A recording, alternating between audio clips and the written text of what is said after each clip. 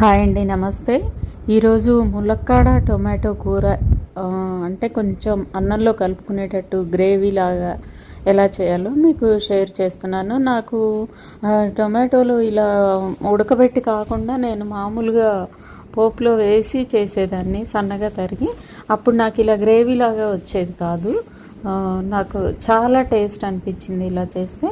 ములక్కాడలు, ఈ టొమాటోలు ఉడకబెట్టిన నీరు కూడా మనం వేస్ట్ చేయకుండా అందులోనే పోసేయచ్చు అనమాట. చాలా టేస్టీగా అనిపించింది. టొమాటో గ్రైండ్ చేసేటప్పుడు కొద్దిగా జీడిపప్పు యాడ్ చేశాను. సో టేస్ట్ అయితే ఇంకా చాలా బాగుంది.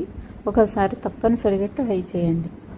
ఇందులో నేను ధనియాల పొడి కానీ మసాలాలు కానీ ఏమీ వేయలేదు. అల్లం వెల్లుల్లి పేస్ట్ కూడా వేయలేదు. మీకు కావాలంటే అవి వేసుకొని చేసుకోవచ్చు, ఇంకా టేస్ట్ బాగుంటుంది.